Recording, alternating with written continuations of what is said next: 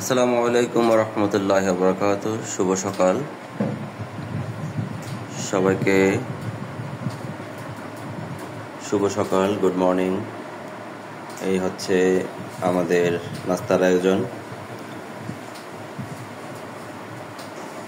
Viewers, আপনাদেরকে কোনো ভূমিকা ছাড়াই একটা কথা বলতে চাই।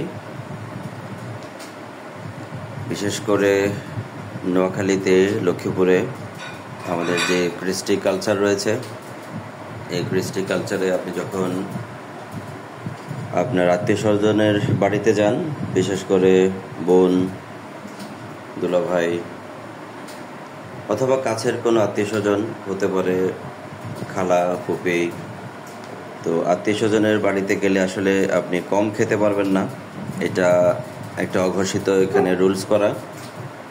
আপনার সামনে খাবার থাকবে, আপনাকে খেতেই হবে। তো এটা হচ্ছে ছোট নাস্তার আয়োজন। দুপুরে লাঞ্চের আয়োজন একটা সময় দেখাবো। লাঞ্চে সব কিছুই থাকে, বিশেষ করে গরু, মুরগি। গরুর 2 রকম আইটেম, মুরগির 2 রকম আইটেম, মাছের 3 রকম আইটেম, ভর্তার 2-3 রকম আইটেম, সব মিলিয়ে সবজি সহ 8-10 পদ ছাড়া নোয়াখালীতে কেউ আতিথেয়তা করায় না।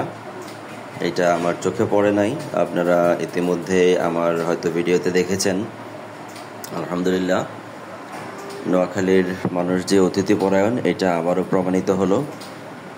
তো আমার পার্সোনাল অবজারভেশন, আমি যখন আমার বোনের বাড়িতে আসি, এখানে কম খাওয়ার সুযোগ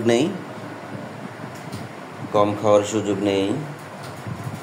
আপনাকে খেতেই হবে, হজম হোক না হোক আপনাকে খেতে হবে নির্দিষ্ট পরিমাণ খাবার। না খেলে যিনি হোস্ট, ওনারও স্যাটিসফ্যাকশান আসে না। এটা আমার পার্সোনাল অবজারভেশন।